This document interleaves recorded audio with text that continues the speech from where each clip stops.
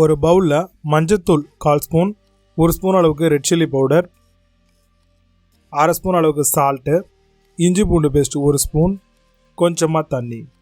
இது எல்லாத்தையும் ஃபர்ஸ்ட் நல்லா மிக்ஸ் பண்ணிக்கோங்க.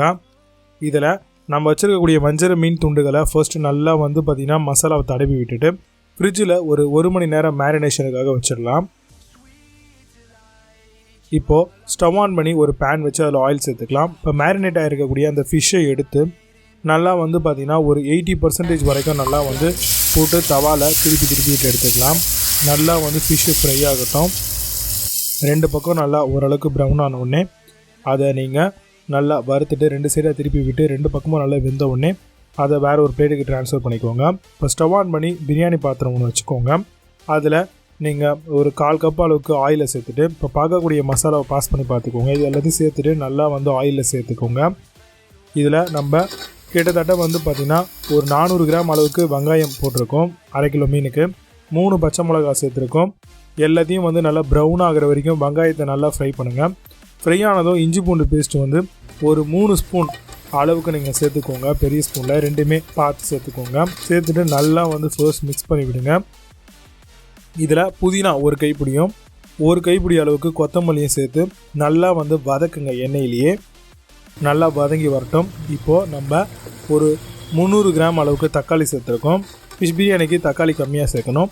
சேர்த்துட்டு நல்லா ஃபர்ஸ்ட் எண்ணெயிலே வதக்கி விடுங்க. நல்லா வதங்கட்டும். 1 ஸ்பூன் அளவுக்கு சில்லி பவுடர், இதில் ஒரு 1/2 ஸ்பூன் அளவுக்கு கரம் மசாலா, பிரியாணி மசாலா 2 ஸ்பூன் அளவுக்கு சேர்த்துக்கலாம். சேர்த்துட்டு தேவையான அளவுக்கு உப்பு சேர்த்துக்கலாம். சால்ட் உப்பு தான் நான் இங்கே சேர்த்துருக்கேன். நல்லா வதக்கி விடுங்க. மசாலாவோட நல்லா பைண்ட் ஆகட்டும் இருக்கிற மிக்சர். இப்போ தயிர் ஒரு 100 கிராம் அளவுக்கு சேர்த்துக்கோங்க. சேர்த்துட்டு நல்லா மிக்ஸ் பண்ணி விடுங்க. லெமன் ஒரு ஃபுல் லெமனை 2 ஆஃபாக நான் பிழிஞ்சு விட்டுருக்கேன். இப்போ தேவையான அளவுக்கு தண்ணி ஊற்றிக்கோங்க. இப்போ இதில் நான் 1/2 கிலோ அரிசிக்கு 1/2 கிலோ மீன் சேர்த்துருக்கேன். இப்போ அரிசி எல்லாத்தையுமே போட்டுடலாம்.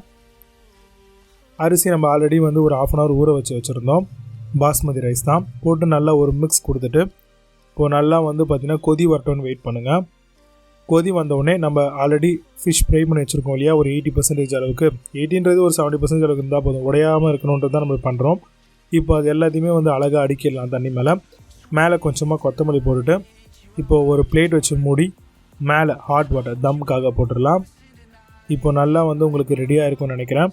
இப்போ ஃபிஷ் பிரியாணி பக்காவாக ரெடியாக இருக்குது. இப்போ இதை நம்ம அழகாக ஓப்பன் பண்ணிவிட்டு ஸ்டவ் ஆஃப் பண்ணிவிட்டு கொஞ்சம் நேரம் வச்சுட்டு இப்போ நம்ம அழகாக பிளேட்டில் ரைத்தாவோட சர்வ் பண்ணலாம். ரொம்பவே சூப்பராக இருக்கும் இந்த வஞ்சரம் ஃபிஷ் பிரியாணி.